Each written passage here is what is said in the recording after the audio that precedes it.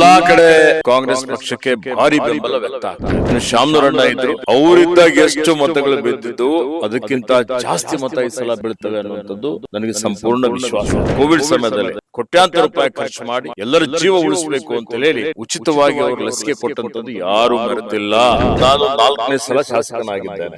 ರಾಜಕಾರಣ ಕುಟುಂಬ ಹಿನ್ನೆಲೆಯಿಂದಲೇ ನಾವು ರಾಜಕೀಯದಲ್ಲಿ ಇವತ್ತು ಯಶಸ್ವಿ ಆಗ್ತಾ ಇದೀವಿ ಅನ್ನುವಂಥದ್ದು ಅದು ಪೂರ್ಣ ಸುಳ್ಳು. ಲಿಂಗಾಯತರು ವೀರಶೈವರು ಜಾತ್ಯತೀತ ವಿಚಾರವುಳ್ಳಂತವ್ರು, ಸರ್ವರಿಗೂ ಸಮಬಾಳು ಸರ್ವರಿಗೂ ಸಮಪಾಲು ಅಂತ ಹೇಳಿ ಎಲ್ಲರಿಗೂ ಸಾಮಾಜಿಕ ನ್ಯಾಯ ಕೊಟ್ಟು ಎಲ್ಲಾ ಜಾತಿ ಎಲ್ಲಾ ಭಾಷೆ ಎಲ್ಲಾ ಧರ್ಮೀಯ ಜನರನ್ನು ಒಪ್ಪಿಕೊಂಡು ಅವರ ಸುಖ ದುಃಖಗಳಲ್ಲಿ ಭಾಗಿಯಾಗಿದ್ದಂಥದ್ದು ಯಾವ್ದಾದ್ರು ಸಮುದಾಯ ಇದ್ರೆ ಅದು ವೀರಶೈವ ಲಿಂಗಾಯತ ಸಮುದಾಯ ಅಂತ ಹೇಳಿ. ನಮಸ್ಕಾರ ವೀಕ್ಷಕರೇ, ಡಿಜಿಟಲ್ ಮಾಧ್ಯಮ ಇತಿಹಾಸದಲ್ಲಿ ಹೊಸ ಪ್ರಯತ್ನ.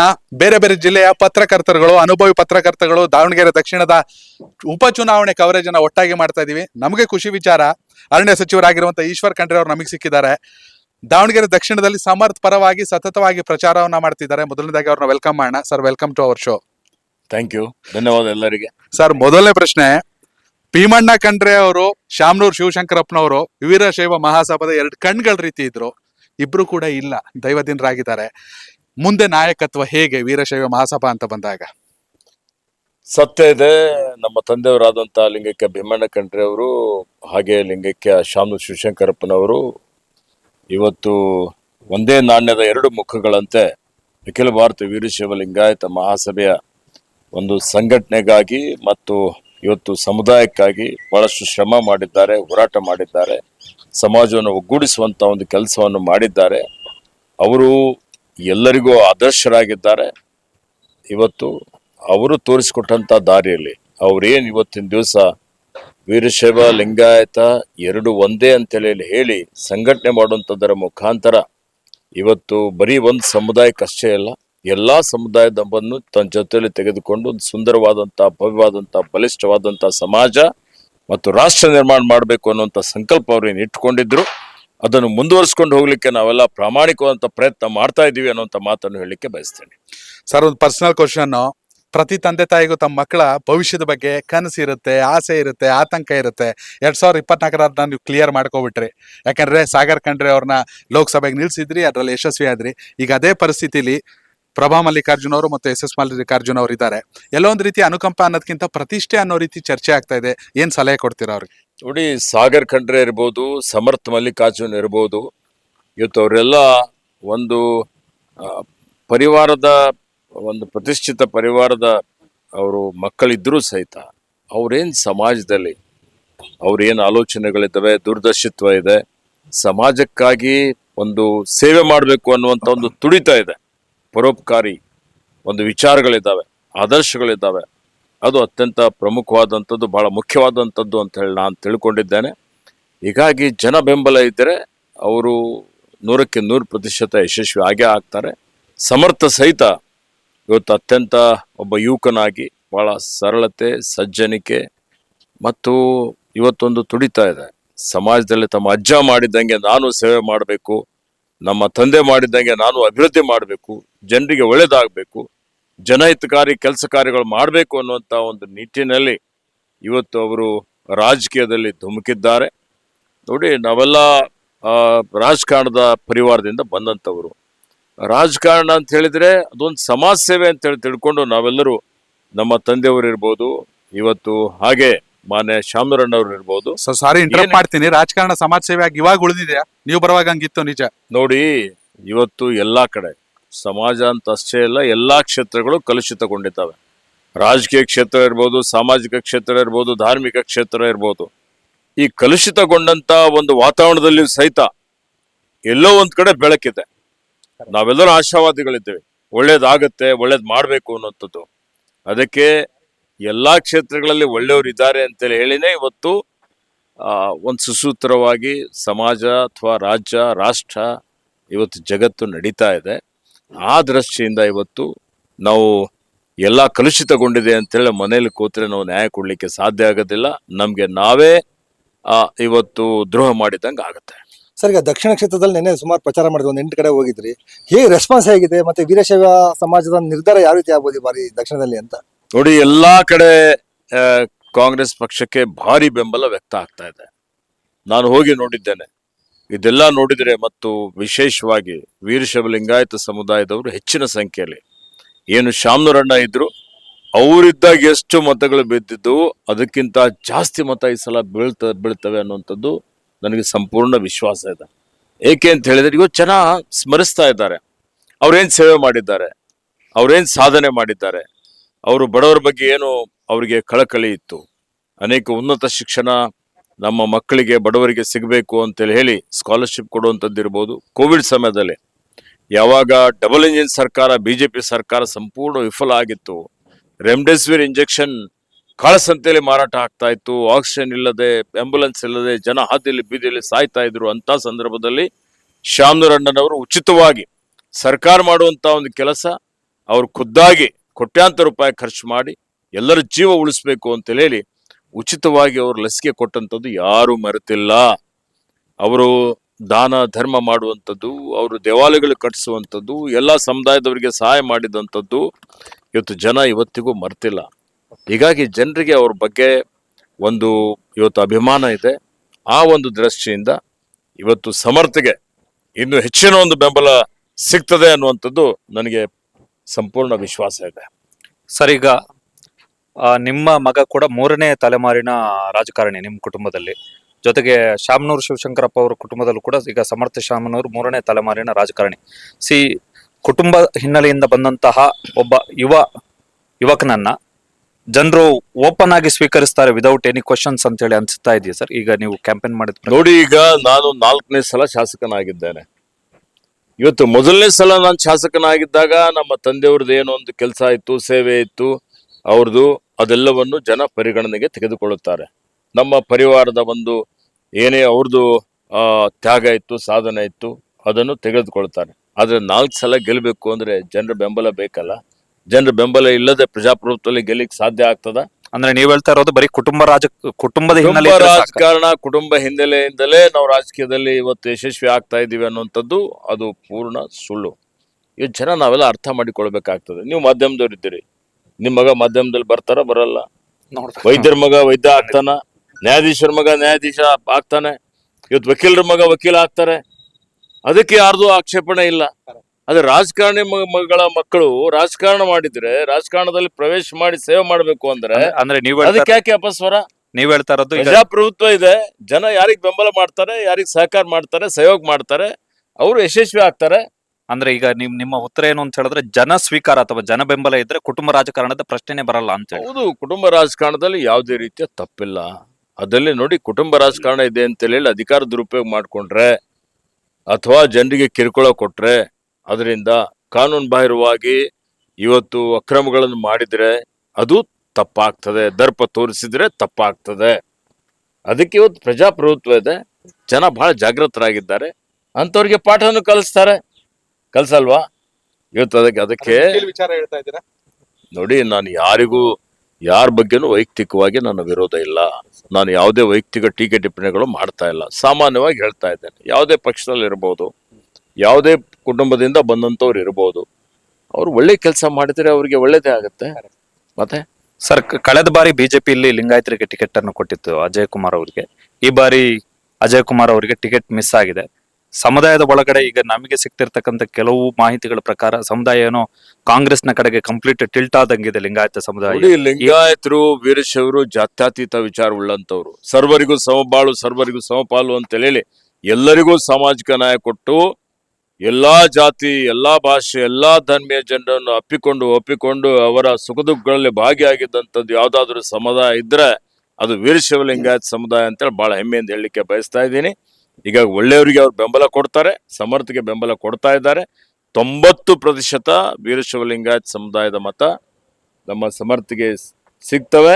ಎಲ್ಲಾ ಸಮುದಾಯದ ಅಲ್ಪಸಂಖ್ಯಾತರನ್ನು ಸೇರಿಕೊಂಡು ಇವತ್ತು ಅವರಿಗೆ ಬೆಂಬಲ ವ್ಯಕ್ತಪಡಿಸ್ತಾ ಇದ್ದಾರೆ. ಕನಿಷ್ಠ 50,000 ಮತಗಳ ಅಂತರದಿಂದ ಇವತ್ತು ನಮ್ಮ ಸಮರ್ಥ ಅವರು ಗೆಲ್ತಾರೆ ಅನ್ನುವಂಥದ್ದು ನನಗೆ ಸಂಪೂರ್ಣ ವಿಶ್ವಾಸ ಇದೆ. ಸರ್, ಶಾಮನೂರು ಕುಟುಂಬದ ಬಗ್ಗೆ ಹೇಳಿದ್ರಿ. ತುಂಬಾ ಈ ಒಂದು ದಾವಣಗೆರೆಗೆ ಈ ಸಮಾಜದ ಈ ಕುಟುಂಬದ ಸೇವೆ ತುಂಬಾ ಇದೆ ಅನ್ನೋಂಥದ್ದು. ಅದರ ಜೊತೆಗೆ ನಿಮ್ಮ ಗ್ಯಾರಂಟಿಯ ಒಂದು ಯೋಜನೆಗಳು ಕೂಡ ಜನಸಾಮಾನ್ಯರಿಗೆ ತಲುಪ್ತಾ ಇದೆ. ಇದು ಎಷ್ಟರ ಮಟ್ಟಿಗೆ ನಿಮಗೆ ಈ ಒಂದು ಚುನಾವಣೆಯಲ್ಲಿ ಸಹಕಾರಿಯಾಗಲಿದೆ ಅನ್ನೋಂಥದ್ದು ಸರ್? ಈ ಚುನಾವಣೆಯಲ್ಲಿ ಈ ಗ್ಯಾರಂಟಿ ಯೋಜನೆಯಿಂದ ಜನರಿಗೆ ಒಂದು ಆತ್ಮವಿಶ್ವಾಸ ಬಂದಿದೆ. ಕಾಂಗ್ರೆಸ್ ಬಗ್ಗೆ ಬಹಳಷ್ಟು ಭರವಸೆ ಮೂಡಿದೆ. ನಾವೆಲ್ಲ ಕೊಟ್ಟ ಮಾತಿನಂತೆ ನಡೀತೇವೆ, ಇವತ್ತು ಎಲ್ಲಾ ಭರವಸೆಗಳನ್ನು ಈಡೇರಿಸಿದ್ದೇವೆ, ಬಡವರ ಬಗ್ಗೆ ನಮಗೆ ಕಳಕಳಿ ಇದೆ. 90% ಈ ಒಂದು ದಾವಣಗೆರೆ ಇವತ್ತು ಈ ಕ್ಷೇತ್ರದಲ್ಲಿ ನಮ್ಮ ಫಲಾನುಭವಿಗಳಿದ್ದಾರೆ, ಗ್ಯಾರಂಟಿ ಫಲಾನುಭವಿಗಳಿದ್ದಾರೆ. ಅವರೆಲ್ಲರೂ ಇವತ್ತು ಕಾಂಗ್ರೆಸ್ಗೆ ಮತ ಹಾಕ್ಲಿಕ್ಕೆ ಉತ್ಸುಕರಾಗಿದ್ದಾರೆ. ಯಾಕೆಂದ್ರೆ ಹಿಂದೆ 4 ವರ್ಷ ಬಿಜೆಪಿ ಸರ್ಕಾರ ಇತ್ತು, ಅವರ ದುರಾಡಳಿತದ ಜನ ಬೇಸತ್ತಿದ್ದಾರೆ. ಅವ್ರು ಒಂದಾದ್ರೂ ಬಡವರ ಬಗ್ಗೆ ಕಳಕಳಿ ಇತ್ತ? ಒಂದು ಕಾರ್ಯಕ್ರಮ ಅವ್ರು ಕೊಟ್ಟಿದ್ದಾರ? ಯಾವ ಮುಖ ತೋರಿಸಿ ಅವರು ಮತ ಕೇಳ್ತಾ ಇದ್ದಾರೆ? ಅವ್ರಿಗೇನಾದ್ರು ನೈತಿಕತೆ ಇದೆಯಾ? ಯಾವುದೇ ನೈತಿಕತೆ ಅವ್ರ ಹತ್ರ ಇಲ್ಲ. ಹೀಗಾಗಿ ಗ್ಯಾರಂಟಿಗಳು ಬಹಳ ಪ್ರಮುಖವಾದಂತ ಒಂದು ಪಾತ್ರವನ್ನು ವಹಿಸ್ತಾ ಇದ್ದಾವೆ. ನಾವು ಗ್ಯಾರಂಟಿ ಕೊಟ್ಟಾಗ ರಾಜ್ಯ ದಿವಾಳಿ ಆಗ್ತದೆ, ಗ್ಯಾರಂಟಿ ಅನುಷ್ಠಾನ ಮಾಡ್ಲಿಕ್ಕೆ ಆಗೋದಿಲ್ಲ, ಇವೆಲ್ಲ ಮಾತುಗಳನ್ನು ಬಿಜೆಪಿ ಅವರು ಹೇಳಿದ್ರು. ಈಗ ಅವರೇ ರೆಪ್ಲಿಕೇಟ್ ಮಾಡ್ತಾ ಇದ್ದಾರೆ ಬೇರೆ ಬೇರೆ ರಾಜ್ಯಗಳಲ್ಲಿ. ಹೇಳಿ ನೀವು, ಅವ್ರಿಗೆ ಕೇಳ್ಬೇಕಲ್ಲ ಅವರಿಗೆ. ಇವತ್ತು ಈಗೊಂದು ಹೇಳ್ತೀರಿ, ಮತ್ತೆ ಆಮೇಲೆ ಒಂದು ಹೇಳಿದ್ದೀವಿ, ತದ್ವಿರುದ್ಧನೇ ನೀವು ಮಾಡ್ತೀರಿ ಅಂತ ಹೇಳಿ. ಬಿಜೆಪಿಗೆ ಇವತ್ತು ಯಾವುದೇ ರೀತಿಯ ಮುಖ ಇಲ್ಲ. ಹೀಗಾಗಿ 2 ಕ್ಷೇತ್ರಗಳಲ್ಲಿ, ದಾವಣಗೆರೆಯಲ್ಲಿ, ಬಾಗಲಕೋಟೆಯಲ್ಲಿ, 2 ಕಡೆ ನಮ್ಮ ಪಕ್ಷದ ಅಭ್ಯರ್ಥಿ ಪ್ರಚಂಡ ಬಹುಮತದಿಂದ ಗೆಲ್ತಾರೆ. ಹಿಂದಿನ ಉಪಚುನಾವಣೆಯಲ್ಲಿ ನೋಡಿ, ಸಂಡೂರಲ್ಲಿ ನಾವು ಗೆದ್ದಿದ್ದೀವಿ, ಚನ್ನಪಟ್ಟಣ ಅವ್ರದಿತ್ತು, ಅಲ್ಲಿ ಸಹಿತ ನಾವು ಗೆದ್ದಿದ್ದೇವೆ, ಮತ್ತೆ ಶಿಗ್ಗಾವಿಯಲ್ಲಿ ನಾವು ಗೆದ್ದಿದ್ದೇವೆ. ಈ 3 ಕಡೆ ಪ್ರಚಂಡ ಬಹುಮತದಿಂದ ನಮ್ಮ ಅಭ್ಯರ್ಥಿಗಳು ಗೆದ್ದಿದ್ದಾರೆ. ಉತ್ತಮವಾದಂತ ಆಡಳಿತ ಕೊಡ್ತಾ ಇದ್ದೇವೆ, ಜನಪರ ಜೀವಪರ ಇವತ್ತು ಆಡಳಿತ ಕೊಡ್ತಾ ಇದ್ದೇವೆ. ಜನ ನಮ್ಮ ಜೊತೆಯಲ್ಲಿ ಇದ್ದಾರೆ. ಮತ್ತೆ ಇಷ್ಟೇ ಅಲ್ಲ, ಬರುವಂತ ಸ್ಥಳೀಯ ಸಂಸ್ಥೆಗಳಲ್ಲಿ ನಾವೇ ಗೆಲ್ತೀವಿ. 2028ರಲ್ಲಿ ಸಹಿತ ಮತ್ತೆ ನಾವು ಗೆದ್ದು ಇವತ್ತು ಜನಸೇವೆ ಮಾಡ್ತೀವಿ ಅನ್ನುವಂತ ಮಾತನ್ನು ಹೇಳಿಕೆ ಬಯಸ್ತೇನೆ. ಅರಣ್ಯ ವಿಜಯ ಮುಂದುವರಿಯುತ್ತೆ ಅಂತ 100% ಮುಂದುವರಿತದೆ. ಎಸ್ ಸರ್, ನಿಮ್ ಇಲಾಖೆ ವಿಚಾರಕ್ಕೆ ಬರ್ತೀವಿ. ಅರಣ್ಯ ಇಲಾಖೆ ಎಷ್ಟು ಸವಾಲಿದೆ? ಯಾಕಂದ್ರೆ ಆನೆ ದಾಳಿ ಅಂದ್ರೆ ವನ್ಯಜೀವಿಗಳ ದಾಳಿ ನಿಲ್ತಾನೆ ಇಲ್ಲ. ನೋಡಿ, ಅರಣ್ಯ ಇಲಾಖೆ ಮುಂದೆ ಬಹಳಷ್ಟು ಸವಾಲುಗಳಿದ್ದಾವೆ. ಪ್ರಕೃತಿ ಪರಿಸರ ಸಂರಕ್ಷಣೆ ಮಾಡುವಂಥದ್ದು ನಮ್ಮೆಲ್ಲರ ಆದ್ಯ ಕರ್ತವ್ಯವಾಗಿದೆ. ಮುಂದಿನ ಪೀಳಿಗೆಗೆ ಉತ್ತಮವಾದಂತ ಆರೋಗ್ಯಕರವಾದಂತ ಒಂದು ಭೂಮಿ ಹಸ್ತಾಂತರ ಮಾಡಬೇಕು ಅಂತ ಹೇಳಿದ್ರೆ ಇವತ್ತು ನಾವು ಅರಣ್ಯ ಬೆಳೆಸ್ಬೇಕಾಗ್ತದೆ, ಪ್ರಕೃತಿ ಪರಿಸರ ಸಂರಕ್ಷಣೆ ಮಾಡಬೇಕಾಗ್ತದೆ. ಇದೆ ಇವತ್ತು ನೋಡಿ, ಮಾನವ ಪ್ರಾಣಿ ಸಂಘರ್ಷ ಇದು ಇವತ್ತು ನಿನ್ನೆದಲ್ಲ, ಶತಮಾನಗಳಿಂದಲೂ ಬಂದಂಥದ್ದು. ಹಿಂದೆ ಕಳ್ಳಬೇಟೆ ಆಗ್ತಾ ಇತ್ತು, ಈಗ ಅರಣ್ಯ ಸಂರಕ್ಷಣೆ ಕಾಯ್ದೆ ಬಂದಿದೆ, ವನ್ಯಜೀವಿ ಸಂರಕ್ಷಣೆ ಕಾಯ್ದೆ ಬಂದಿದೆ. ಹೀಗಾಗಿ ಇವತ್ತು ಪ್ರಾಣಿಗಳ ಸಂಖ್ಯೆ ಜಾಸ್ತಿ ಆಗಿದೆ, ಜನವಸತಿ ಪ್ರದೇಶಗಳು ಜಾಸ್ತಿ ಆಗ್ತಾ ಇದೆ. ಇವತ್ತು ನಾವು ಅರಣ್ಯದ ಕಡೆ ಹೋಗ್ತಾ ಇದ್ದೇವೆ, ಅರಣ್ಯ ಕ್ಷೀಣಿಸ್ತಾ ಇದೆ ಇವತ್ತು. ಹೀಗಾಗಿ ಇಂಥ ಒಂದು ಪರಿಸ್ಥಿತಿಯಲ್ಲಿ ಮಾನವ ಪ್ರಾಣಿ ಸಂಘರ್ಷ ನಡೀತಾ ಇರತಕ್ಕಂಥದ್ದು ನಾವು ನೋಡ್ತಾ ಇದ್ದೀವಿ. ಪ್ರತಿಯೊಂದು ಜೀವ ಅತ್ಯಮೂಲ್ಯವಾದಂಥದ್ದು, ಜೀವ ರಕ್ಷಣೆ ಮಾಡುವಂಥದ್ದು ನಮ್ಮೆಲ್ಲರ ಕರ್ತವ್ಯವಾಗಿದೆ. ಮಾನವ ಜೀವನ ರಕ್ಷಣೆ ಆಗಬೇಕು, ವನ್ಯಜೀವಿಗಳ ಸಂರಕ್ಷಣೆನೂ ಆಗಬೇಕು. ಮಾನವ ಜೀವಿ ಸಂರಕ್ಷಣೆ ಮಾಡಲಿಕ್ಕೆ ಇವತ್ತು ನಾವು ಅನೇಕ ರೀತಿಯ ಕ್ರಮಗಳನ್ನು ತೆಗೆದುಕೊಂಡಿದ್ದೇವೆ. ಇವತ್ತು ಅರಣ್ಯದ ಹೊರಗಡೆ ಏನು ಆನೆಗಳು ಬರ್ತಾ ಇದೆ, ಚಿರತೆಗಳು ಬರ್ತಾ ಇದೆ, ಹುಲಿಗಳು ಬರ್ತಾ ಇದೆ, ಇದನ್ನು ತಡಿಲಿಕ್ಕೆ ಇವತ್ತು ಇದಕ್ಕೆ ಪರಿಹಾರ ಕಂಡುಕೊಳ್ಳಲಿಕ್ಕೆ ಎಲ್ಲಾ ಕಡೆ ರೈಲ್ವೆ ಬ್ಯಾರಿಕೇಡ್ಗಳು ಮಾಡ್ತಾ ಇದ್ದೇವೆ, ಟೆಂಟಿಕಲ್ ಫೆನ್ಸಿಂಗ್ ಮಾಡ್ತಾ ಇದ್ದೇವೆ, ಕಂದಕಗಳು ನಿರ್ಮಾಣ ಮಾಡ್ತಾ ಇದ್ದೇವೆ, ಆಧುನಿಕ ತಂತ್ರಜ್ಞಾನ ಉಪಯೋಗ ಮಾಡ್ಕೊಳ್ತಾ ಇದ್ದೇವೆ, ಎಲಿಫೆಂಟ್ ಟಾಸ್ಕ್ ಫೋರ್ಸ್ ಮಾಡಿದ್ದೇವೆ, ಲೇಪರ್ ಟಾಸ್ಕ್ ಫೋರ್ಸ್ ಮಾಡಿದ್ದೇವೆ, ಅವರಿಗೆ ಟ್ರೈನಿಂಗ್ ಕೊಡ್ತಾ ಇದ್ದೇವೆ. ಆ ಒಂದು ಅರಣ್ಯದ ಅಂಚಿನಲ್ಲಿರುವಂತಹ ಗ್ರಾಮಗಳಲ್ಲಿ ಔಟ್ರೀಚ್ ಪ್ರೋಗ್ರಾಮ್ಸ್ ಮಾಡ್ತಾ ಇದ್ದೇವೆ, ಜಾಗೃತಿ ಮೂಡಿಸುವಂತ ಒಂದು ಕೆಲಸ ಮಾಡ್ತಾ ಇದ್ದೇವೆ. ಇವತ್ತು ಎಲ್ಲಾ ರೀತಿಯಲ್ಲಿ ಅದಕ್ಕೆ ನಿಗಾ ಇಡುವಂತ ಕೆಲಸವನ್ನು ಮಾಡ್ತಾ ಇದ್ದೇವೆ, ಕಮಾಂಡ್ ಸೆಂಟರ್ ಮಾಡಿದ್ದೇವೆ. ಹೀಗಾಗಿ ಇವೆಲ್ಲ ಕ್ರಮಗಳಿಂದ ಬೇರೆ ರಾಜ್ಯಗಳಿಗೆ ಹೋಲಿಕೆ ಮಾಡಿದರೆ, ನಾನು ಹೋಲಿಕೆ ಮಾಡಿ ನಮ್ಮ ಜವಾಬ್ದಾರಿ ತಪ್ಪಿಸ್ಕೊಳ್ತಾ ಇದ್ದೀನಿ ಅಂತಲ್ಲ. ಇವತ್ತು ನಮ್ಮಲ್ಲಿ 6395 ಆನೆಗಳಿದ್ದಾವೆ, ಅಂದ್ರೆ 6500 ಕನಿಷ್ಠ ಈಗ ಇರ್ಬೋದು ಅಂತ ಅಂದಾಜು ಇದೆ. ಕೆಲವೊಂದು ಕಡೆ ಒರಿಸ್ಸಾದಲ್ಲಿ, ಜಾರ್ಖಂಡ್ದಲ್ಲಿ ಕಡಿಮೆ ಆನೆ ಇದ್ರು ಪ್ರತಿ ವರ್ಷ 100, 150, 200 ಜನ ಆನೆ ದಾಳಿಯಿಂದ ಮೃತಪಡ್ತಾ ಇದ್ದಾರೆ. ನಮ್ಮಲ್ಲಿ ಬಹಳಷ್ಟು ವ್ಯವಸ್ಥೆ ನಾವು ಮಾಡಿದ್ದೇವೆ. ಆನೆ ಸೆರೆ ಹಿಡುವಂತ ಒಂದು ಕಾರ್ಯಾಚರಣೆ ಬಹಳ ಅಪಾಯಕರವಾದಂತ ಕಾರ್ಯಾಚರಣೆ, ಅದು ಕರ್ನಾಟಕದಲ್ಲಿ ಇದ್ದಂಥದ್ದು ಇಡೀ ದೇಶಕ್ಕೆ ಮಾದರಿಯಾಗಿದೆ. ಹುಲಿ ಸೆರೆ ಹಿಡುವಂಥದ್ದು ಈ ಸಲ ಸುಮಾರು 24 ಹುಲಿಗಳು ಸೆರೆ ಹಿಡಿದಿದ್ದಾವೆ. ಅಷ್ಟು ಸಾಮಾನ್ಯವಾದಂತ ಮಾತಲ್ಲ. ನಮ್ಮ ಇಲಾಖೆ ಅಧಿಕಾರಿಗಳು ಅವ್ರ ಜೀವದ ಹಂಗನ್ನು ತೊರೆದು ಕೆಲಸ ಮಾಡ್ತಾ ಇದ್ದಾರೆ, ಎಲ್ಲರೂ ಅದಕ್ಕೆ ಸಹಕಾರ ಮಾಡ್ತಾ ಇದ್ದಾರೆ. ಮಾನ್ಯ ಮುಖ್ಯಮಂತ್ರಿಗಳು ಹೆಚ್ಚಿನ ಅನುದಾನವನ್ನು ಕೊಟ್ಟಿದ್ದಾರೆ, ಇನ್ನು ಹೆಚ್ಚಿನ ಒಂದು ಅನುದಾನದ ಅವಶ್ಯಕತೆ ಇದೆ. ಹೀಗಾಗಿ ಹಗಲಿರುಳು ಶ್ರಮ ಮಾಡ್ತಾ ಇದ್ದೇವೆ, ಅರಣ್ಯ ಸಂರಕ್ಷಣೆ ಮಾಡ್ಲಿಕ್ಕೂ ಪ್ರಯತ್ನ ಮಾಡ್ತಾ ಇದ್ದೇವೆ, ಒತ್ತುವರಿ ತೆರವು ಮಾಡುವಂತ ಕೆಲಸವನ್ನು ಮಾಡ್ತಾ ಇದ್ದೇವೆ. ಮಾನವ ಪ್ರಾಣಿ ಸಂಘರ್ಷ ಕಡಿಮೆ ಮಾಡ್ಲಿಕ್ಕೂ ಎಲ್ಲಾ ರೀತಿಯ ಪ್ರಯತ್ನಗಳು ನಡೀತಾ ಇದೆ. ಸರ್ ನಮಸ್ತೆ. ಅದೇ ಕಾಡಾನೆ ಮತ್ತು ಮಾನವ ಸಂಘರ್ಷದ ಬಗ್ಗೆ ಪ್ರಸ್ತಾಪ ಮಾಡ್ತಿದ್ರಿ. ನಾನು ಮಲೆನಾಡು ಭಾಗದಿಂದ ಬಂದವನಾಗಿದ್ದೇನೆ, ಹಾಗಾಗಿ ನಿಮಗೆ ಗೊತ್ತಿದೆ ಚಿಕ್ಕಮಗಳೂರು, ಕೊಡಗು, ಸಕಲೇಶ್ಪುರ, ಹಾಸನದ ಈ ಭಾಗದಲ್ಲಿ ಅತಿ ಹೆಚ್ಚಾಗಿ ಈ ಕಾಡಾನೆ ಸಂಘರ್ಷ ಮತ್ತೆ ಕಾಡಾನೆ ಮಾನವ ಸಂಘರ್ಷ ನಡೀತಿರುವಂಥದ್ದು. ಇತ್ತೀಚೆಗಂತೂ ಚಿಕ್ಕಮಗಳೂರಲ್ಲೂ ಕೂಡ ನೀವು ಕೂಡ ಬಂದಿದ್ದೀರಿ, ಜನರ ಅಹವಾಲುಗಳನ್ನು ಕೂಡ ಸ್ವೀಕಾರ ಮಾಡಿದ್ದೀರಿ, ನೋಡಿದ್ದೀವಿ. ತುಂಬಾ ನಿಮ್ಮ ಅತಿ ಹೆಚ್ಚಾಗಿ ಏನನ್ನ ಒಬ್ಬ ಸಚಿವರಾಗಿ ಮಾಡಬೇಕು ಅದಕ್ಕಿಂತ ಹೆಚ್ಚಿನದಾಗಿ ಸ್ಪಂದನೆಯನ್ನ ನೀವು ಮಾಡಿದ್ದೀರಿ, ಧನ್ಯವಾದಗಳು ಸರ್. ಆದ್ರೂ ಕೂಡ ಈಗಲೂ ಕೂಡ ಅಲ್ಲಿನ ಜನಸಾಮಾನ್ಯ ನಿಮಗೆ ಗೊತ್ತಿದೆ ತುಂಬಾ ಈ ಕಾಡಾನೆ ಒಂಟಿಯಾಗಿ ಬರ್ತಿದೆ, ಗುಂಪಾಗಿ ಬರ್ತಿದೆ, ಒಂದಲ್ಲ ಒಂದು ರೀತಿಯಾಗಿ ಸಮಸ್ಯೆಯನ್ನ ಅನುಭವಿಸ್ತಿದ್ದಾರೆ. ಇನ್ನು ತಾರ್ಕಿಕ ಅಂತ್ಯ ಅನ್ನುವಂಥದ್ದು ಸಿಕ್ಕಿಲ್ಲ. ಹೀಗಾಗಿ ಆ ಭಾಗಕ್ಕೆ ಏನಾದ್ರೂ ವಿಶೇಷವಾಗಿ ನೀವು ಗಮನವನ್ನ ಹರಿಸ್ತಾ ಇದ್ದೀರಾ ಅನ್ನುವಂಥದ್ದು? ನೋಡಿ, ನೀವು ಹೇಳದ್ದು ಸತ್ಯ ಇದೆ. ಇವತ್ತು ಸುಮಾರು ಹಾಸನದಲ್ಲಿ, ಚಿಕ್ಕಮಗಳೂರಲ್ಲಿ 80ರಿಂದ 90 ಆನೆಗಳು ಅರಣ್ಯದಿಂದ ಹೊರಗಡೆ ಇದ್ದಾವೆ. ಕೊಡಗುದಲ್ಲಿ ಸುಮಾರು 100 ಆನೆಗಳು ಅರಣ್ಯದಿಂದ ಹೊರಗಡೆ ಇದ್ದಾವೆ. ಇವು ಅರಣ್ಯದ ಹೊರಗಡೆನೆ ಅಲ್ಲೇ ಜನ್ಮ ತಾಳ್ತಾ ಇದ್ದಾವೆ ಕಾಫಿ ಎಸ್ಟೇಟ್ ಅಲ್ಲಿ. ಯಾಕಂದ್ರೆ ಪ್ರಾಣಿಗಳಿಗೆ ಅರಣ್ಯ ಮತ್ತು ಕಾಫಿ ಎಸ್ಟೇಟ್ ನಡುವೆ ವ್ಯತ್ಯಾಸ ಕಂಡು ಬರೋದಿಲ್ಲ. ಆ ಒಂದು ದೃಷ್ಟಿಯಿಂದ ಇವತ್ತು ಅನೇಕ ಇಂಥ ದುರ್ಘಟನೆಗಳು ನಡೀತಾ ಇರ್ತಕ್ಕಂಥದ್ದು ನಾವು ನೋಡ್ತಾ ಇದ್ದೇವೆ. ಇದನ್ನು ತಡಿಲಿಕ್ಕೆ ಒಂದು ಸಾಫ್ಟ್ ರಿಲೀಸ್ ಸೆಂಟರ್ ಮಾಡಬೇಕು ಅಂತ ಒಂದು ಯೋಜನೆ ನಾವು ರೂಪಿಸಿದ್ದೇವೆ. ಅದು ಕಾರ್ಯಗತ ಆಗ್ಬೇಕಾಗಿದೆ. ಕೇಂದ್ರ ಸರ್ಕಾರಕ್ಕೆ ನಾವು ಏನೇ ಅರಣ್ಯದಲ್ಲಿ ಮಾಡಬೇಕು ಅಂದ್ರೆ ಇವತ್ತು ಕೇಂದ್ರ ಸರ್ಕಾರದ ಪರವಾನಗಿನೂ ಕೆಲವೊಂದು ಕಡೆ ತಗೋಬೇಕಾಗ್ತದೆ. ಕಾಯ್ದೆ ಕಾನೂನಿನ ಪ್ರಕಾರ ನಾವು ಪ್ರಸ್ತಾವನೆಯನ್ನು ಸಲ್ಲಿಸಿದಾಗ ಅವರು ಅದಕ್ಕೆ ಅನುಮತಿ ಕೊಡಲಿಲ್ಲ. ಈಗ ನಮ್ಮ ವ್ಯಾಪ್ತಿಯಲ್ಲೇ ಬರುವಂತ ಅರಣ್ಯದ ಪ್ರದೇಶ ಏನಿದೆ, ಇವತ್ತು ಹಿಂದೆ ಏನಿತ್ತು ಅಂತ ಹೇಳಿದ್ರೆ ಟೈಗರ್ ಕಾನ್ಸರ್ವೇಷನ್ ರಿಸರ್ವ್ ಅಲ್ಲಿ ಮಾಡಬೇಕು ಅಂತ ಆಗಿತ್ತು, ಅದಕ್ಕೆ ಅವರು ಒಪ್ಪಿಗೆ ಕೊಡಲಿಲ್ಲ. ಈಗ ನಮ್ಮ ವ್ಯಾಪ್ತಿಯಲ್ಲಿ ಬರುವಂತ ಪ್ರದೇಶದಲ್ಲಿ ಒಂದು ಸಾಫ್ಟ್ ರಿಲೀಸ್ ಸೆಂಟರ್ ಮಾಡಿ ಒಂದು 25-30 ಆನೆಗಳಿಗೆ ಅಲ್ಲಿ ಸ್ಥಳಾಂತರ ಮಾಡಬೇಕು ಅಂತ ಒಂದು ಯೋಜನೆ ರೂಪಿಸಿದ್ದೇವೆ. ಯಾವ ಆನೆಗಳು ಯಾವ ಉಪಟಳ ಕೊಡ್ತವೆ ಅಂತ ಆನೆಗಳಿಗೆ ಈಗ ಮುಂದೆನೂ ಈ ರೀತಿಯಲ್ಲಿ ನಾವು ಕ್ರಮಗಳನ್ನು ತೆಗೆದುಕೊಂಡು, ಮತ್ತೆ ಅರಣ್ಯದ ವಾಸಿಗಳೇನಿದ್ದಾರೆ ಸುಮಾರು ವರ್ಷದಿಂದ ಅರಣ್ಯದಲ್ಲಿ ಇದ್ದಾರೆ, ಎನ್ಕ್ಲೋಜರ್ಸ್ ಇದ್ದಾವೆ, ಅಲ್ಲಿನೂ ಮಾನವ ಪ್ರಾಣಿ ಸಂಘರ್ಷ ಆಗ್ತಾ ಇದೆ. ಅವರಿಗೆ ಸ್ಥಳಾಂತರ ಮಾಡಬೇಕು ಅಂತ ಹೇಳಿದ್ರೆ ನೂರಾರು ಕೋಟಿ ರೂಪಾಯಿ ಅವಶ್ಯಕತೆ ಇದೆ. ಅನುದಾನ ಹೆಚ್ಚಿಗೆ ಕೊಡಬೇಕು ಅಂತ ಕೇಳಿದ್ದೇನೆ. ಹಂತದಲ್ಲಿ ಇವತ್ತು ಅನುದಾನದ ಲಭ್ಯತೆಗೆ ಅನುಗುಣವಾಗಿ ಅವರಿಗೆ ಸ್ಥಳಾಂತರ ಮಾಡಿ ಮತ್ತೆ ಈ ರೀತಿಯಲ್ಲಿ ಕ್ರಮಗಳನ್ನು ನಾವು ತೆಗೆದುಕೊಂಡು ಮಾನವ ಪ್ರಾಣಿ ಸಂಘರ್ಷ ಕಡಿಮೆ ಮಾಡಲಿಕ್ಕೆ ಚಿಕ್ಕಮಗಳೂರು ಇರ್ಬೋದು, ಕೊಡಗು ಇರ್ಬೋದು, ಹಾಸನ ಇರ್ಬೋದು, ಈ ಎಲ್ಲಾ ಪ್ರದೇಶಗಳಲ್ಲಿ ನಮ್ಮ ಚಾಮರಾಜನಗರ ಇದೆ, ಇದರ ಬಗ್ಗೆ ಹೆಚ್ಚಿನ ಒಂದು ಕಾಳಜಿಯನ್ನು ವಹಿಸ್ತಾ ಇದ್ದಾರೆ. ಸರ್, ಈಗ ನೀವು ಅರಣ್ಯ ಸಚಿವರಾದ ಬಳಿಕ ದೊಡ್ಡ ಪ್ರಮಾಣದಲ್ಲಿ ಅರಣ್ಯ ಭೂಮಿ ಒತ್ತುವರಿ ಏನಿತ್ತು ಆ ತೆರವು ಕಾರ್ಯಾಚರಣೆ ದೊಡ್ಡ ಪ್ರಮಾಣದಲ್ಲಿ ನಡೀತಿದೆ. ಕೆಲವು ಪ್ರಕರಣಗಳಲ್ಲಿ 100 ಎಕರೆ, ಈಗ ನೀವು ಮೊನ್ನೆ ಅಷ್ಟೇ ವಾಯುಸೇನೆಯ ಬಳಿಯಲ್ಲಿದ್ದಂತ 444 ಎಕರೆನ ಮತ್ತೆ ಸರ್ಕಾರದ ಅಂದ್ರೆ ಅರಣ್ಯ ಇಲಾಖೆ ವಶಕ್ಕೆ ತೆಗೆದುಕೊಂಡಿದ್ರಿ. ಎಷ್ಟು ಮಟ್ಟಿಗೆ ಎಫೆಕ್ಟಿವ್ ಆಗ್ತಿದೆ ಸರ್ ಕಾರ್ಯಾಚರಣೆ? ನೋಡಿ, ಒಂದು ಮಾತಂತೂ ಸತ್ಯ. ಇವತ್ತು ಸುಮಾರು 2 ಲಕ್ಷ ಎಕರೆಗಿಂತಲೂ ಜಾಸ್ತಿ ಅರಣ್ಯ ಭೂಮಿ ಸುಮಾರು ಈ ಒಂದು 75 ವರ್ಷದಲ್ಲಿ ಒತ್ತುವರಿ ಆಗಿದೆ. ಈಗ ಅರಣ್ಯ ಒತ್ತುವರಿ ಪ್ರಕರಣಗಳಲ್ಲಿ ಯಾವುದೇ ರೀತಿಯ ಹೊಂದಾಣಿಕೆ ಇಲ್ಲ, 0 ಟಾಲರೆನ್ಸ್ ಅಂತ ಹೇಳಿದ್ದೇನೆ ನಾನು ಇವತ್ತು. ಅದಕ್ಕೆ ಎಲ್ಲೆಲ್ಲಿ ಮೊದಲಿನಿಂದಲೂ ಸುಮಾರು ವರ್ಷದಿಂದಲೂ ಅರಣ್ಯ ಅಂತೇಳಿ ಅಧಿಸೂಚನೆ ಆಗಿದೆ, ಸರ್ವೋಚ್ಚ ನ್ಯಾಯಾಲಯದ ತೀರ್ಪುಗಳಿದ್ದಾವೆ. Once a forest is always a forest. ಹೌದು ಸರ್. ಒಂದ್ಸಲ ಅರಣ್ಯ ಅಂತ ಹೇಳಿದ್ರೆ ಯಾವಾಗ್ಲೂ ಅದು ಅರಣ್ಯನೇ. ಅದರ ಒಂದು ಸ್ವರೂಪ ಬದಲಾವಣೆ ಮಾಡ್ಲಿಕ್ಕೆ ಯಾರಿಗೂ ಅಧಿಕಾರ ಇಲ್ಲ. ಏನಾದ್ರೂ ಡಿನೋಟಿಫಿಕೇಶನ್ ಯಾವುದೇ ಕಾರಣಕ್ಕೆ ಮಾಡಬೇಕು ಅಂತ ಹೇಳಿದ್ರೆ ನಾವು ಸರ್ವೋಚ್ಚ ನ್ಯಾಯಾಲಯದ ಪರವಾನಗಿ ತೆಗೆದುಕೊಳ್ಳಬೇಕು.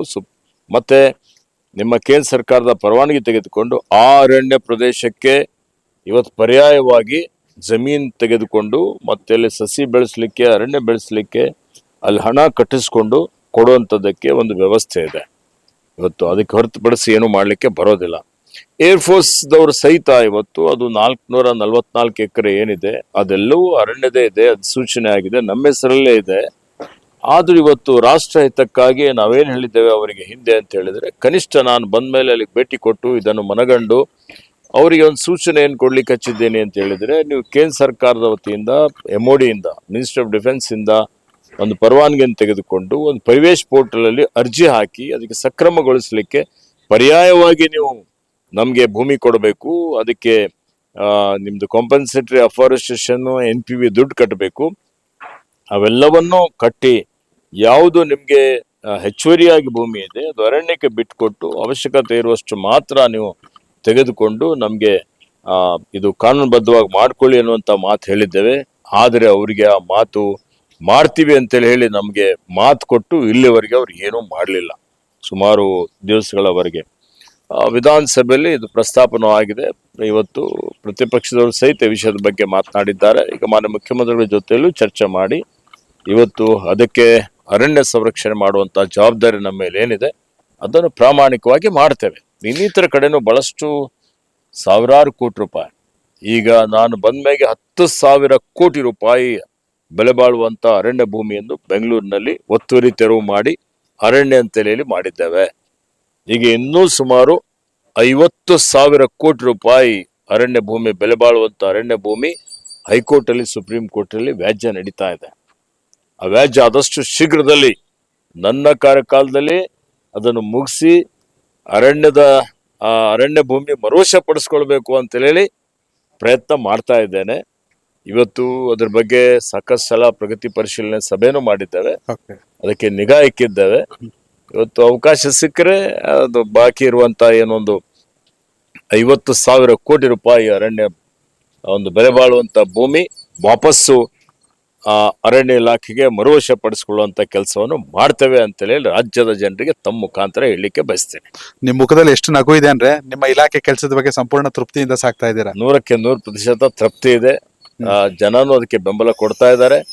ಬಹಳ ಇನ್ನೂ ಹೆಚ್ಚಿನ ಕೆಲಸ ಮಾಡಬೇಕು ಅನ್ನುವಂಥದ್ದು ಒಂದು ಸಂಕಲ್ಪ ಇದೆ.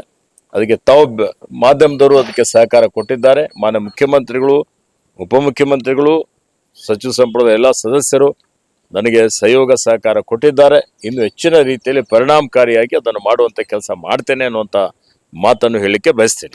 ಎಸ್ ಸರ್, ಕೊನೆಯದಾಗಿ ಸಚಿವರಾಗಿ ಬಾಗಲಕೋಟೆ ಮತ್ತು ದಾವಣಗೆರೆ ದಕ್ಷಿಣದ ಮತದಾರರಿಗೆ ಏನ್ ಹೇಳಲಿಕ್ಕೆ ಇಷ್ಟಪಡ್ತೀರಾ? ಮತದಾರ ಬಾಂಧವರೇ, ಇವತ್ತು ಕಾಂಗ್ರೆಸ್ ಪಕ್ಷ ನುಡಿದಂತೆ ನಡೆಯುವಂತ ಈ ಒಂದು ಸರ್ಕಾರ, ಇದು ನಿಮ್ಮ ಸರ್ಕಾರ. ನಾವೆಲ್ಲ ನಿಮ್ಮವರಿದ್ದೀವಿ, ನಿಮ್ಮ ಸೇವೆಗಾಗಿ ಬಂದಿದ್ದೇವೆ. ನೀವೆಲ್ಲ ನಮಗೆ ಶಕ್ತಿ ಕೊಟ್ಟಿದ್ದೀರಿ. ಈಗ 3 ವರ್ಷ ಉತ್ತಮವಾದಂತ ಆಡಳಿತ ಕೊಟ್ಟಿದ್ದೇವೆ, ಕೊಟ್ಟ ಭರವಸೆಯನ್ನು ಈಡೇರಿಸಿದ್ದೇವೆ. ಹೀಗಾಗಿ ನಿಮ್ಮೆಲ್ಲರಿಗೆ ಕಳಕಳಿ ವಿನಂತಿ ಏನು ಅಂತ ಹೇಳಿದ್ರೆ, ಈ 2 ಉಪಚುನಾವಣೆ ಅತ್ಯಂತ ಇವತ್ತು ಮಹತ್ವದಾದಂತ ಒಂದು ಚುನಾವಣೆ ಇದೆ. ಈ ಚುನಾವಣೆಯಲ್ಲಿ ನಮ್ಮ ಅಭ್ಯರ್ಥಿಗಳಾದಂತ ನಮ್ಮ ಇವತ್ತು ಸಮರ್ಥ ಮಲ್ಲಿಕಾರ್ಜುನ್ ಅವರಿಗೆ ಮತ್ತೆ ಬಾಗಲಕೋಟ್ ಅಲ್ಲಿ ನಮ್ಮ ಉಮೇಶ್ ಮೇಟಿ ಅವರಿಗೆ ತಮ್ಮ ಅಮೂಲ್ಯವಾದಂತಹ ಮತ ಕೊಟ್ಟು ಪ್ರಚಂಡ ಬಹುಮತದಿಂದ ಗೆಲ್ಲಿಸಿ ಕಾಂಗ್ರೆಸ್ ಪಕ್ಷದ ಎಲ್ಲಾ ನಾಯಕರುಗಳಿಗೆ ಒಂದು ಶಕ್ತಿ ಕೊಡಬೇಕು ಅಂತ ಹೇಳಿ ಕಳಕಳಿಯ ಪ್ರಾರ್ಥನೆಯನ್ನು ಮಾಡುತ್ತೇನೆ. Thank you so much sir, ನಿಮ್ಮ ಅವಕಾಶಕ್ಕೆ, ಈ ಬಿಸಿ ಶೆಡ್ಯೂಲ್ ಅಲ್ಲಿ ನಮಗೂ ಅವಕಾಶ ಮಾಡಿಕೊಟ್ರಿ. ವೀಕ್ಷಕರೇ, ಅರಣ್ಯ ಇಲಾಖೆಯಲ್ಲಿ ಅರಣ್ಯ ರೋಧನ ಖಂಡಿತವಾಗ್ಲೂ ಇಲ್ಲ. ಆದ್ರೆ ಮಾನವ ಮತ್ತು ವನ್ಯಜೀವಿ ನಡುವಿನ ಸಂಘರ್ಷವನ್ನ ಖಂಡಿತವಾಗ್ಲು, ಯಾಕಂದ್ರೆ ಶಾಶ್ವತ ಪರಿಹಾರ ಕಂಡುಕೊಳ್ಳಕ್ ಆಗಲ್ಲ, ತಾರ್ಕಿಕ ಅಂತ್ಯ ತರಬೇಕು. ಅದು ನಾನು ನಿಟ್ಟಿನಲ್ಲಿ ಹೋರಾಟವನ್ನ ಮಾಡ್ತೀನಿ. ನನ್ನ ಕೆಲಸದ ಬಗ್ಗೆ ನಂಗೆ ಸಂಪೂರ್ಣ ತೃಪ್ತಿ ಇದೆ ಅಂತ ಸಚಿವರಾಗಿರುವಂತ ಈಶ್ವರ್ ಖಂಡ್ರೆ ಅವರು ಹೇಳಿದ್ದಾರೆ. ಇದೇ ಇವತ್ತಿನ ವಿಶೇಷ. ಧನ್ಯವಾದಗಳು sir. Thank you so much sir. ತುಂಬಾ ಖುಷಿ ಆಯ್ತು, ತುಂಬಾ ಚೆನ್ನಾಗಿತ್ತು. ಇದು ಅಟ್ ಎ ಟೈಮ್ 5 ಚಾನಲ್ ಅಲ್ಲಿ ಹೋಗುತ್ತೆ.